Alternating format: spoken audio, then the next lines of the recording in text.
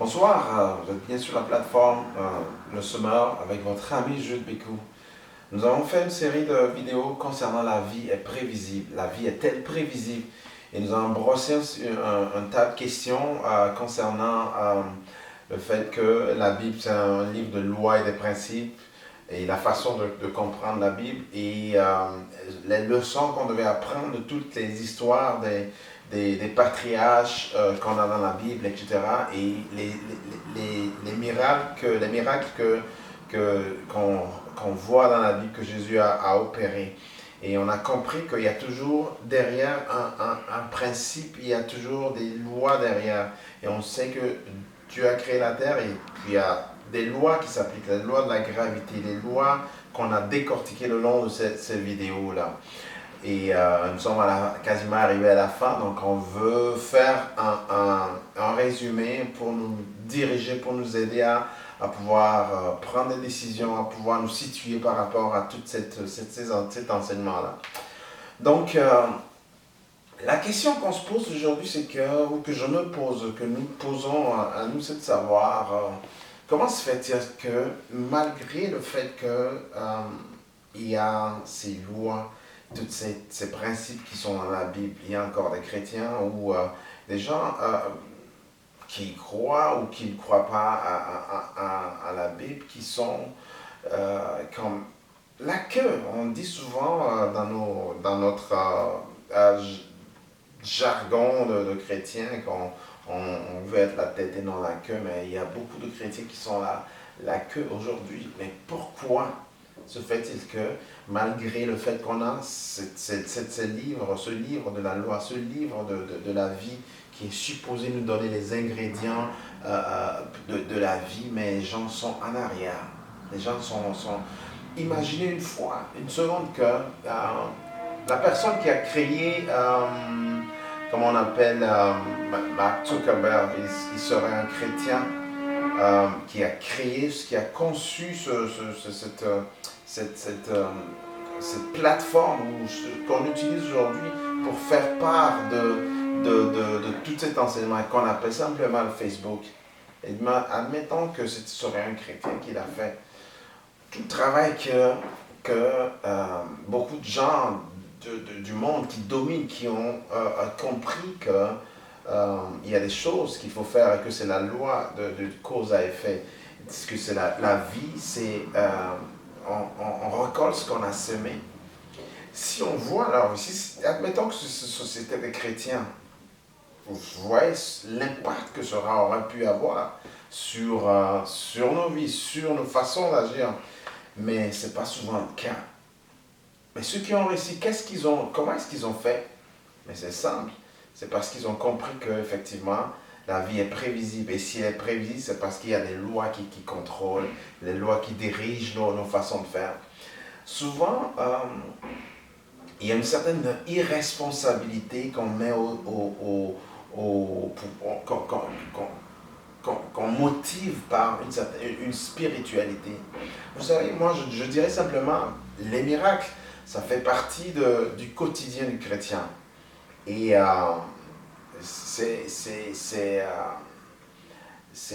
une bénédiction si on a, effectivement, si on arrive à avoir un miracle. Mais je pense humblement que les miracles ne doivent pas être la règle. Les miracles doivent être l'exception. En fait, l'exception dans le fait que quand on a tout fait, ce qui est à notre pouvoir, ce qui est à notre pouvoir d'humain, quand on a réalisé ça, c'est en ce moment-là que Dieu agit en mettant la cerise sur le gâteau, en donnant effectivement la possibilité d'avoir notre miracle. Chez moi en Afrique, il y a un dicton qui dit porte-le sur ton genou et Dieu se chargera de le mettre sur ta tête. En fait, il y a une action que l'homme doit poser pour que Dieu agisse par la suite. Mais ce qu'on remarque, c'est que la plupart des chrétiens ou des croyants mettent l'emphase sur les miracles en attendant tout de Dieu, alors que Dieu les a créés, a mis quelque chose dans leurs mains, des talents, des dons, etc., qui doivent faire fructifier. Donc, on a vu que à cause des actions, quand tu poses un certain nombre d'actions, il y a des résultats qui sont là. Euh, je parlais de que les miracles doivent être l'exception. Parce que si je prends l'exemple, vous voyez ce tambour, ce djembé, on mettrait deux, admettons qu'on devait choisir deux personnes qui doivent aller à un super spectacle de djembé, ou disons un olympique où le djembé est une des disciplines. Alors, il y a un, disons X, qui est très chrétien, croyant, qui prie beaucoup, qui jeûne, qui fait tout ce qu'il faut faire pour être vraiment un bon chrétien. Et il joue peut-être, il s'entraîne 2 à 3 heures par jour. Et l'autre personne qui est athée, qui ne croit à rien, qui passe son temps dans la vie, enfin, et lui il travaille 10 heures de temps de pratique sur ce djembé là. Et il travaille pendant un mois. Et les deux se présentent à l'Olympique, aux Jeux Olympiques avec leur djembé. Vous pensez que qui serait le meilleur, qui pourrait gagner la médaille d'or? Je pense que honnêtement c'est celui qui a travaillé 10 heures par jour, contrairement à celui qui a travaillé 2 heures de temps, 2 à 3 heures de temps et a prié. En fait, nous sommes dans l'espace terrien, et dans cet espace, seules les lois et les principes, l'application des lois et des principes nous permettent vraiment de réaliser des choses, d'obtenir des résultats. C'est ainsi qu'on peut, parce qu'on travaille fort, parce qu'on met en principe, on met en application ce principe, on peut déterminer avec précision là où on va être. Comme le cas de la personne qui a joué au djembé, il a travaillé fort, il peut déterminer avec précision que la médaille d'or lui appartient. À moins de miracle, ça peut être l'exception, mais ce n'est pas la règle.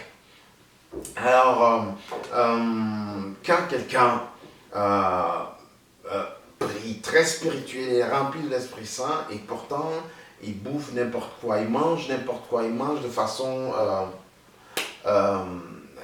il est tout le temps en train de manger du fast-food, de la nourriture qui n'est pas du junk food comme on dit là. On peut dire avec précision par rapport aux actes qu'il pose qu'il va être obèse. Ça n'a rien à voir avec l'Esprit Saint. Il a beau prier que l'Esprit le fasse maigrir, ce ne sera pas le cas parce qu'il ne respecte pas des règles, il ne respecte pas des principes. Donc, c'est simplement pour dire qu'on a des lois. Dieu a créé, il est juste, il est juste dans tout ce qu'il fait. Et quand il y a des chansons, quand on chante la pluie ne tombe pas seulement pour les mauvais ou les non-croyants. Pour les croyants, ça tombe pour tout le monde parce qu'on est tous créés à l'image de Dieu. Donc c'est seulement l'application des principes qui fait la différence.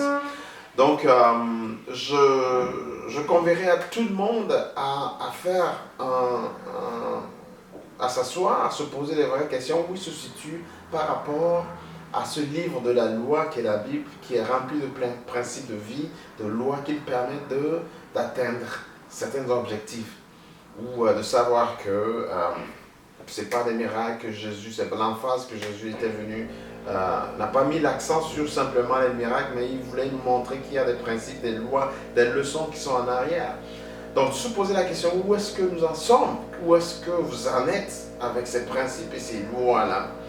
Et de définir par rapport à ça une certaine démarche à suivre qui nous permettra, toi et puis moi, à pouvoir atteindre, à pouvoir dire avec précision où on veut être dans 5 ans. Parce que les actions tournent et elles reviennent. Les actions qu'on pose donnent des résultats et ces résultats nous reviennent. Donc si vous appliquez des principes d'imitation, vous voyez comment des gens, des modèles dans la Bible ont pu laisser leur nom. C'est parce qu'ils ont posé des actes dont nous parlons encore aujourd'hui. Donc c'est de choisir des gens, des modèles, étudier leur vie, voir qu'est-ce qui a fait leur force. On va prendre un Salomon par exemple, qu'est-ce qui a été sa force? Qu'est-ce qui a fait sa différence? David, qu'est-ce qui a fait sa différence? Qu'est-ce qui a fait qu'il a impacté, qu'il a laissé une histoire derrière lui?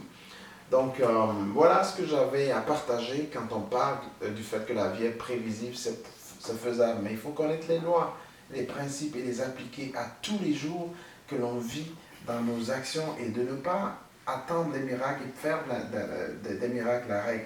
Mais les miracles, ce sont l'exception. Donc voilà.